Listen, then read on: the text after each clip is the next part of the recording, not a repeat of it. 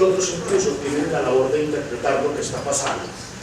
Entonces, ACOGEN y el gremio y el sector eléctrico consideran que ese trabajo tan importante que ustedes hacen, si somos capaces nosotros de transmitirles a ustedes algunas cosas que pueden estar confusas o que no se tienen presentes, pues hace mucho más importante y mucho más sólida esa labor de ustedes. Y eso es lo que pretendemos aquí. Ahora, de todo lo que ustedes han visto, aquí hay unos mensajes fundamentales, dramáticamente importantes. Hay dos temas que revelan con una gran claridad el valor de estas instituciones. El primero de ellos: en Colombia, a diferencia de prácticamente todos los países del mundo, en el sector de la energía eléctrica no hay instrumentos contractuales que sirvan como garantía para los inversionistas. No existen contratos de concesión, no existen contratos de arrendamiento, no existen contratos de compras obligatorias de energía, no existen contratos de largo plazo para pagar las obras de infraestructura. Toda, absolutamente toda la inversión que se hace en el sector de la energía eléctrica en Colombia se hace confiando en la regulación y en las instituciones. No estamos hablando de números chiquitos. Hoy tenemos por delante cerca de 14 billones de dólares en construcción, en plantas de generación, en subestaciones, en línea de transmisión, para las cuales el inversionista, el único instrumento de confianza para garantizar su dinero y el de sus accionistas es la institucionalidad, es la regulación. En todos los demás sectores, siempre ustedes escuchan hablar todos los días, se abrió la licitación para la concesión de tal cosa, se firmó el contrato para la proveeduría de tal cosa, se firmó el contrato a 50 años para la construcción de tal edificación.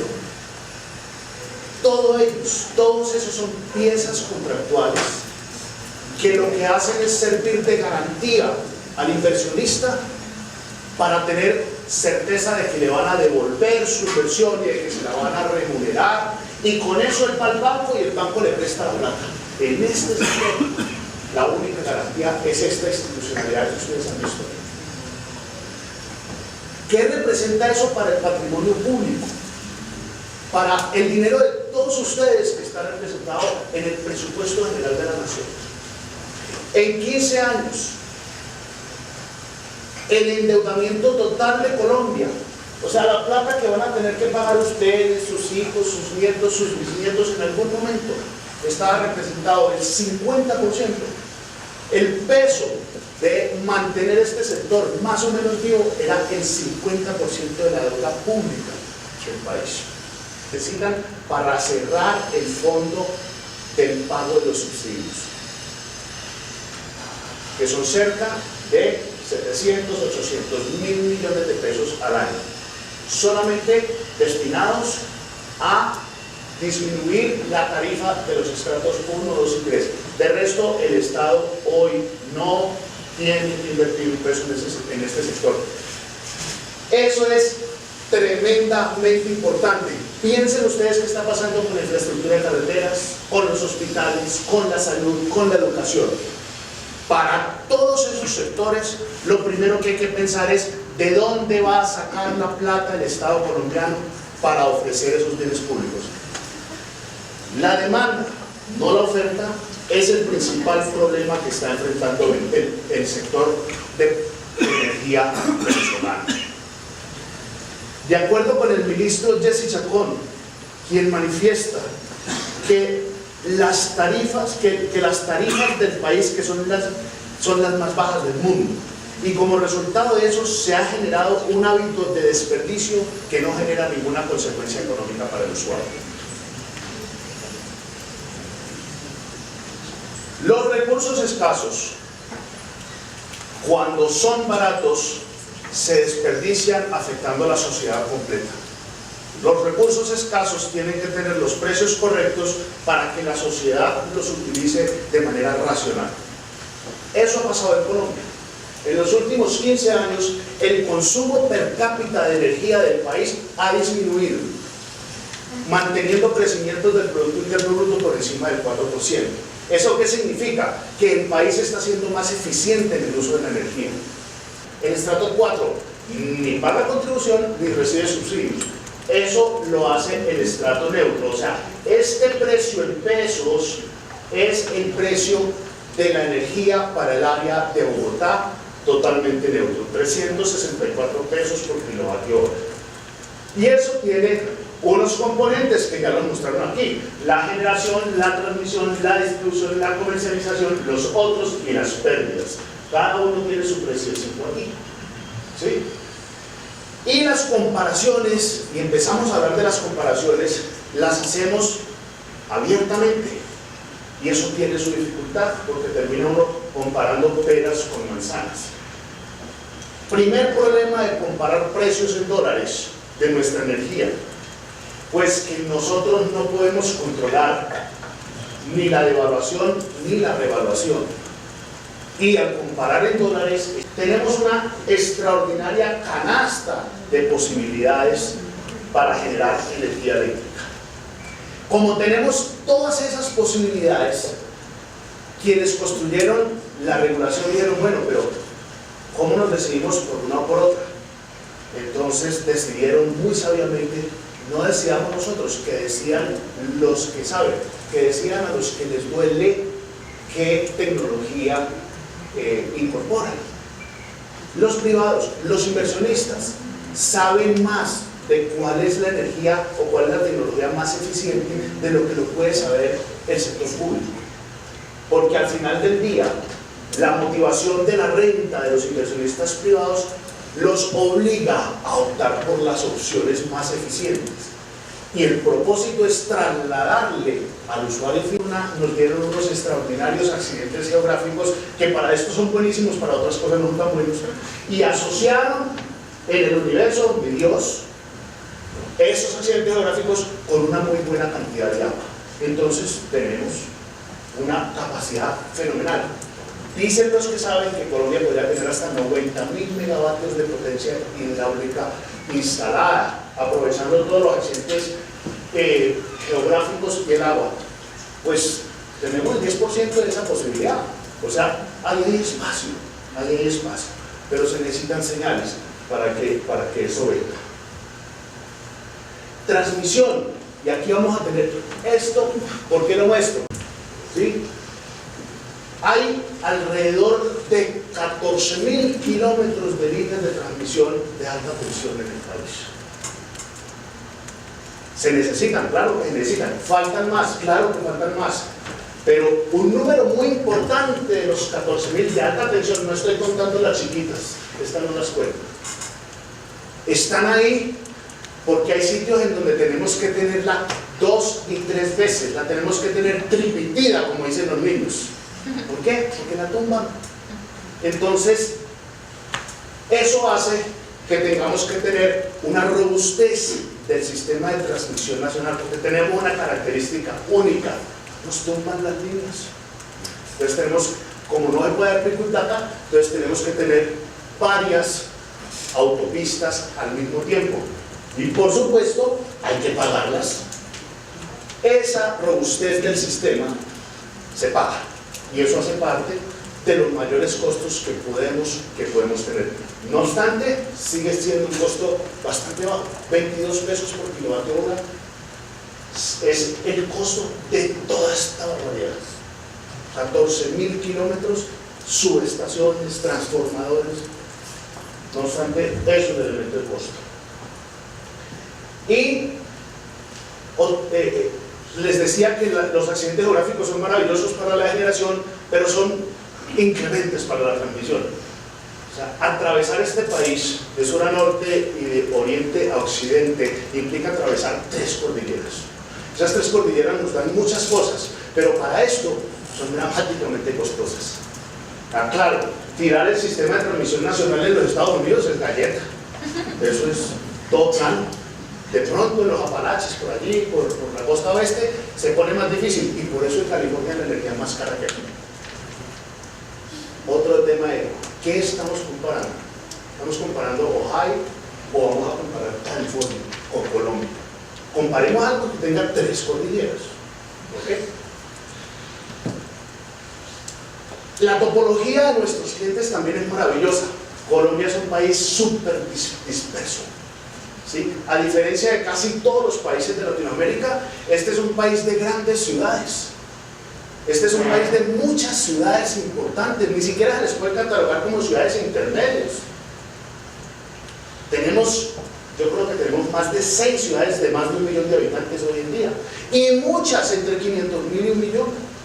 Eso no ocurre en todas partes. En el Perú, el 80% de la gente vive en Lima, ¿sí? ¿Qué significa eso en este sector? Usted tiene que mandar un personaje a medir, a leer los medidores, ¿cierto? Y además, ese personaje pues tiene que ir a repartir la factura. Es $1 millón al año. Todos ustedes y nosotros pagamos esto en nuestra tarifa, en nuestra factura de $1 millón al año, amigos. ¿Para qué?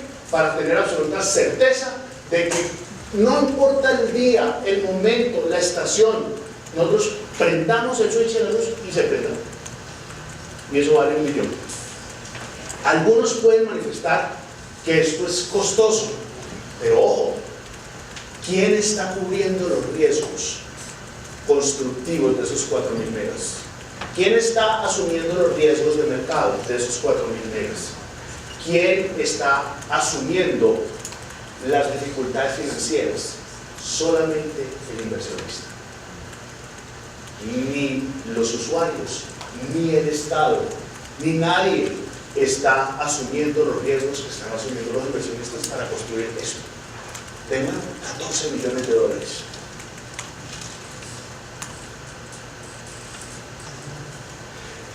Otros temitas que ya han tocado y que son agentes de costo. Miren, el tema de las comunidades, el tema del medio ambiente, todo eso es bienvenido. Yo no critico eso. Yo critico es que no haya linderos, que no haya límites, porque esto como está totalmente abierto, en nada va a beneficiar a las comunidades. Beneficia a 3 o 4 personajes que son muy vivos y que terminan convirtiéndose en agentes afectados por cualquier cosa. Y las comunidades siguen igual de enfermitas como siempre han estado. Pero hacer de esto una estrategia calamitosa que hace mucho bulla es muy fácil. Porque ir y filmar a un poco de gente que está en muy mala condición al lado de un proyecto de generación, créanme, eso es impactante. Pero ¿qué tan cierto es? Yo he identificado 2 artesanías colombianas y un autogol. Y aquí las vamos a ver. La primera artesanía que tenemos en este país, porque eso es único, se llaman las comunidades ancestrales nuevecitas. Eso es una artesanía, porque eso no existe aquí. ¿Qué son las comunidades ancestrales nuevecitas? Son lugares en donde, a pesar de existir 3, 4, 5 certificaciones del Ministerio del Interior de que ahí no ha vivido nadie nunca, de pronto salieron y ahí hay una comunidad ancestral nuevecita. La segunda artesanía que tenemos se llama la artesanía de los afectados por los proyectos de infraestructura que tienen el don de la ubicuidad. Hay unos tipos sensacionales que los afecta el Quimbo en el Magdalena y los afecta Pescadero y Tuango en Antioquia al mismo tiempo. Eso es una maravilla. Eso existe, es una artesanía. Y los autogoles son, mea culpa también, los títulos mineros otorgados en áreas declaradas de utilidad pública para proyectos de infraestructura. Esos son autogoles, ¿sí? Para que pongamos eso en contexto. ¿Cuál es el peso que está teniendo hoy todo el esquema de comunidades, medio ambiente, etcétera, en un proyecto nuevo hidrológico? Cerca del 25%. todas estas comunidades que llegan, que manifiestan que son dramáticamente afectados, que llevan viviendo ahí centenares de años y múltiples generaciones. Exigen seguramente muchos con todo el derecho, seguramente muchos no sin mucho derecho, que les sean resarcidas esas dificultades. 25% del costo de los proyectos. Hasta allá hemos llegado en algunos proyectos. Eso, ¿cómo se paga? En la factura. Eso se paga, si se puede terminar el proyecto, en pesos por kilovatio hora. Entonces, a eso hay que ponerle márgenes, hay que ponerle límites, hay que rescatar verdaderamente a las comunidades afectadas, hay que censarlas y hay que identificar muy bien quiénes son los aprovechaditos y ponerlos en dificultades, porque existen y lo que están ocasionando es que o los proyectos no se puedan llevar a cabo por C4 o los proyectos se lleven a cabo y al final del día todos nosotros paguemos esa arbitrariedad en pesos por kilovatio hora. El licenciamiento ambiental, fantástico. Claro que el planeta hay que protegerlo, claro que tenemos que ser cuidadosos cada vez más y eso está bien. Pero el problema que tenemos con esto es que se puede ser cuidadoso despacio y se puede ser cuidadoso rápido, ¿sí? Lo que no puede ser es que pase el tiempo y pase el tiempo y pase el tiempo y no se tomen decisiones. Es mucho mejor que a uno le digan rapidito que no, a que le digan muy despacio que sí. Y eso es lo que está pasando, y eso cuesta. Ejemplo, trasvase del río Manso. Estuvo detenido por cerca de 18 meses por la autoridad ambiental después de haber terminado. O sea, aquí no hay un no para iniciar la construcción, aquí hay un no para iniciar la operación. Eso no puede pasar. Eso no puede pasar. ¿Eso qué hace? Eso se convierte en pesos por kilovatio hora. Eso se convierte en un factor de costos.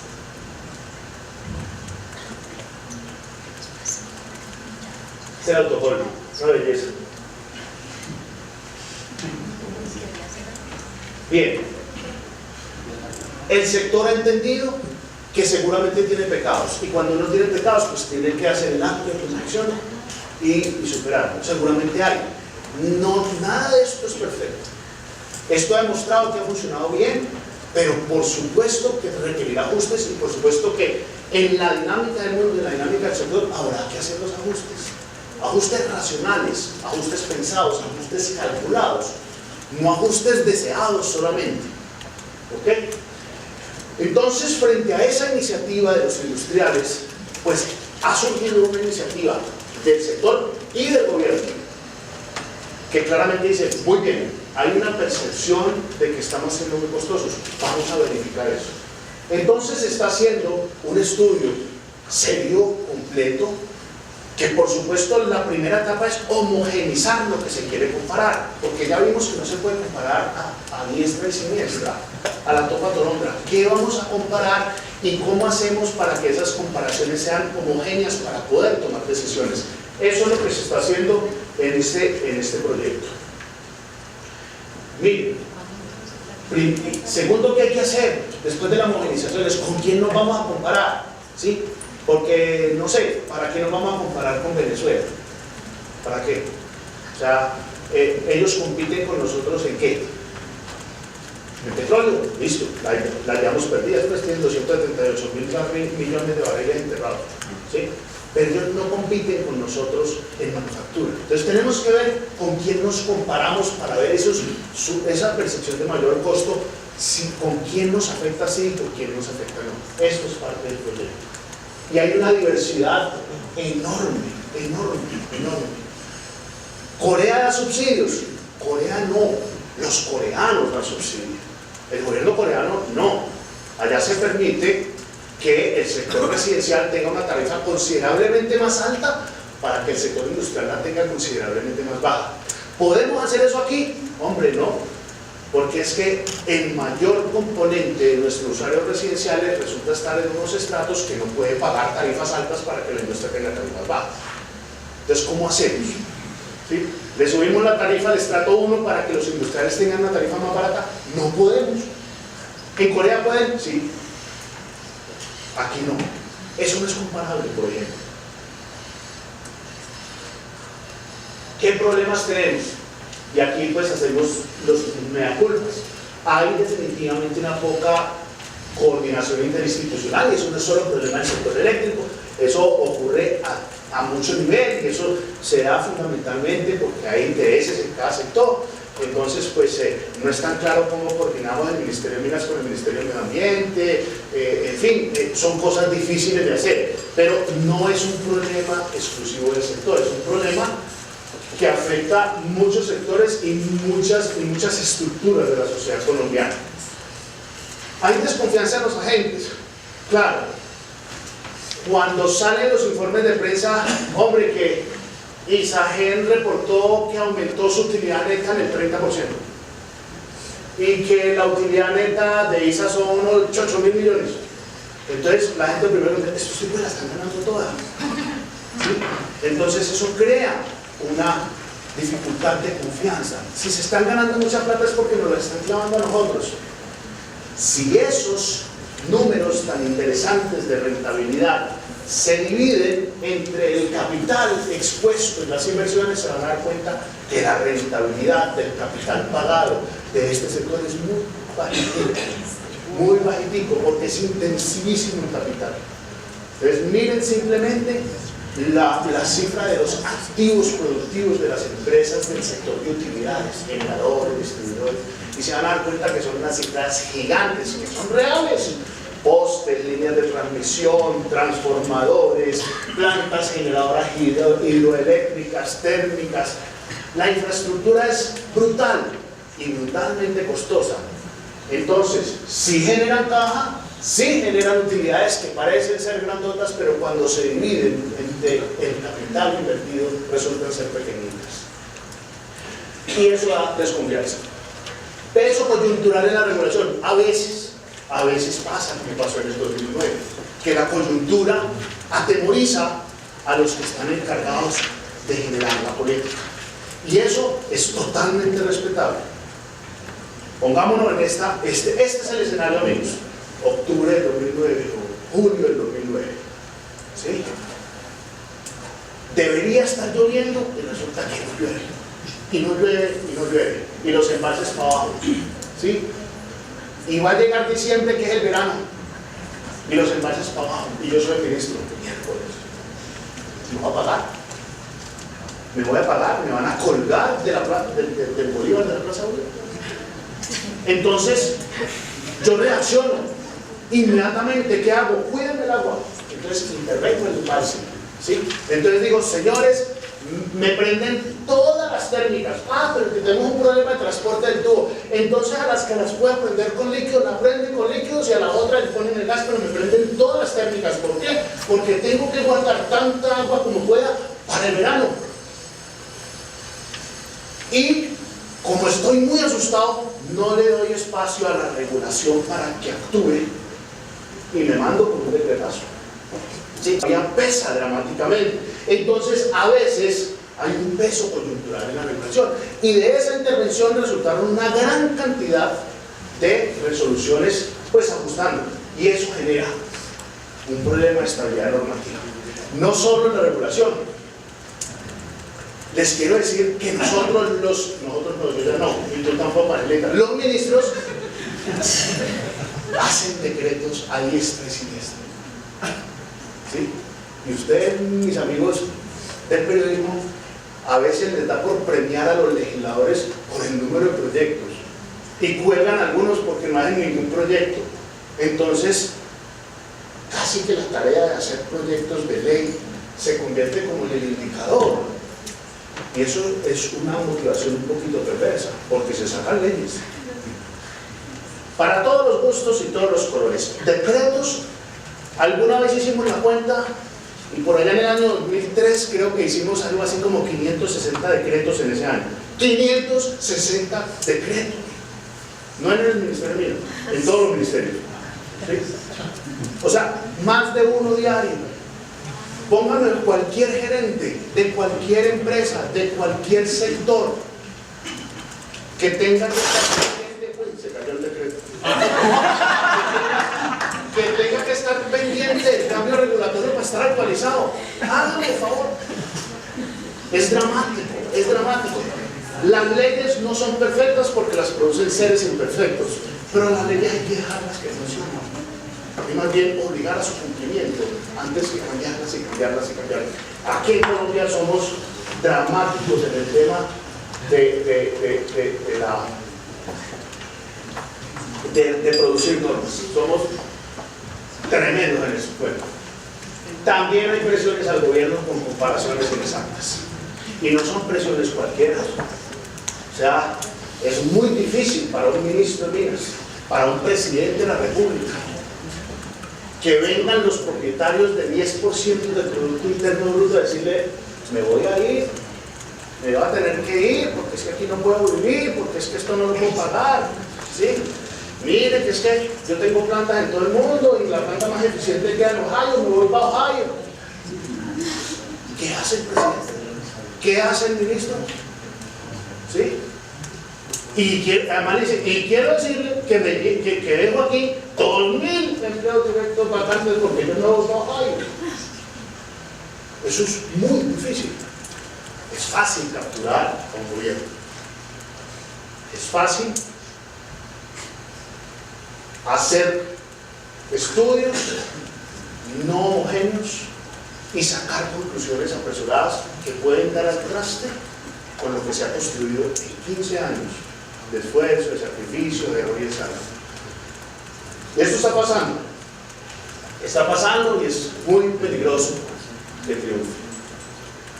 Hay descoordinación entre el mercado del gas y el eléctrico. Germán lo dijo. La construcción de la regulación de energía eléctrica arranca en el 92 con el apagón, se fortifica en el 94 con la ley 142 y 143 y arranca una legislación cuyo contexto era muy poca oferta y mucha demanda. O sea, se construye en un escenario de escasez. Entonces se construye súper robusta, con una información transparente, maravillosa. Hoy cualquiera de ustedes entra a la página de la Superintendencia o al XISEME o a la CREC y usted encuentra todo lo que quiera. Los agentes en pelotinos, todo.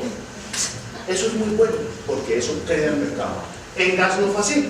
En gas se construyó al mismo tiempo, pues que resulta que en el 94 ¿cuántos usuarios de gas teníamos? Muy poquitos.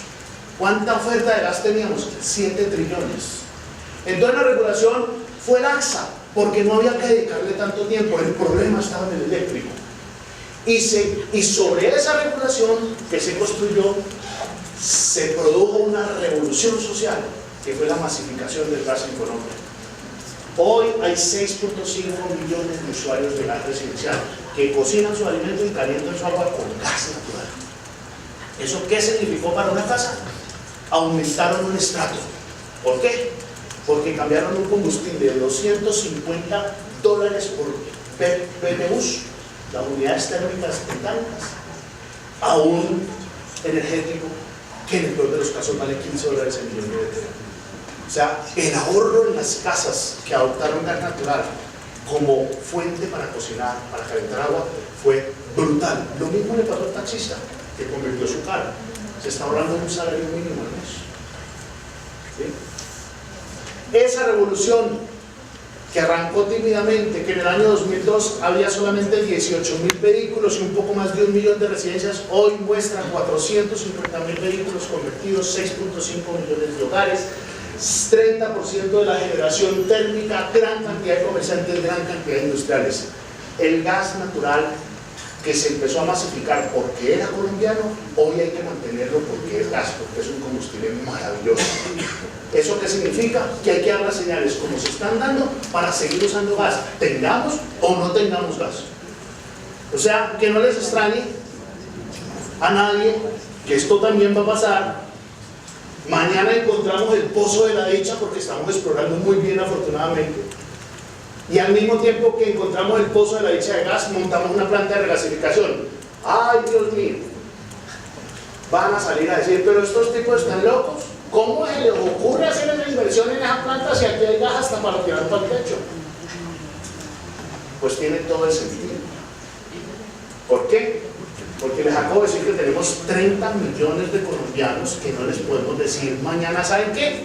Vayan a comprar la estufa eléctrica, porque se acabó el gas. Porque como el gas era bueno porque era colombiano, no hicimos nada para mantenerles a ustedes la fuente. En noviembre del 2011, fenómeno de la Niña, se rompió el tubo en Manizales.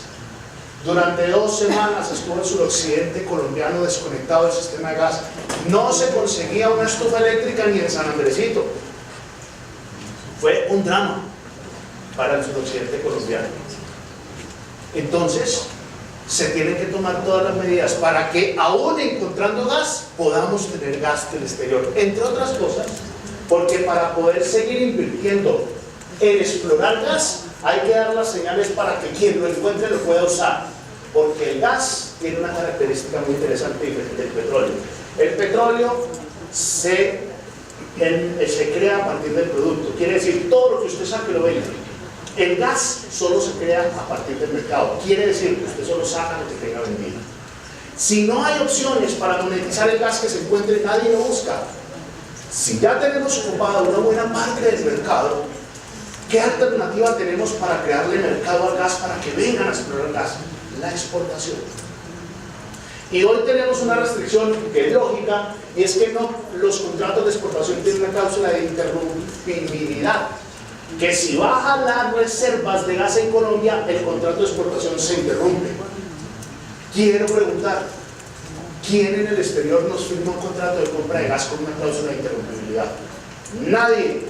¿Cómo la evitamos? Con una planta de regasificación. ¿Por qué? Porque si firmamos contratos de exportación, no encontramos las nuevas reservas, pues evitamos que se disminuya el abastecimiento con la planta de regasificación. Pues la planta de regasificación no solo es una garantía para el mercado de gas y para el mercado de las térmicas a gas, sino que además fortalece la posibilidad de exportar un recurso que ojalá lo encontremos.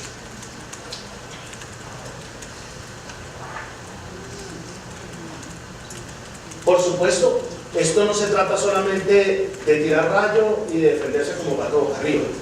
Hay temas que hay que ayudar a arreglar. ¿Sí? Primer punto, respetar y fortalecer la institucionalidad del sector eléctrico. Miren, este señor de la CREF y sus compañeros toman decisiones que en términos macroeconómicos a veces son más importantes que las decisiones del Banco de la República. Quiero preguntarle a ustedes, ¿cómo ven ustedes a un director del Banco de la República? Un tipo por allá, en una oficina maravillosa, con una respetabilidad. Nadie se atreve a hacerle nada a un director del Banco de la República. Tienen una característica, afortunadamente, de calidad, de respetabilidad, de importancia, de autonomía, de independencia.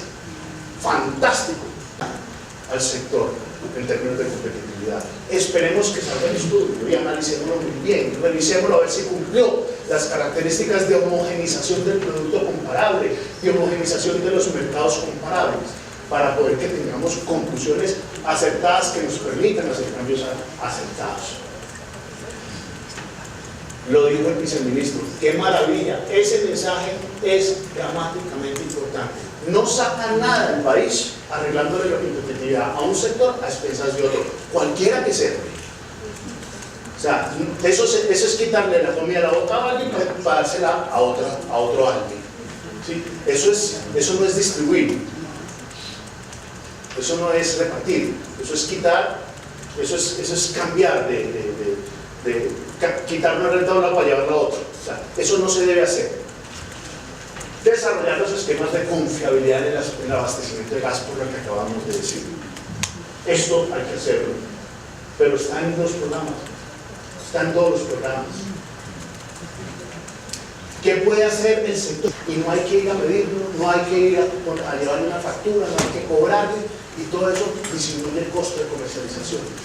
Y si nosotros podemos disminuir costos de distribución, costos de comercialización, le hacemos la vida más fácil a los estratos bajos y podemos hacerle la vida más fácil a los industriales. Entonces, este es un tema en donde todos tenemos que trabajar juntos.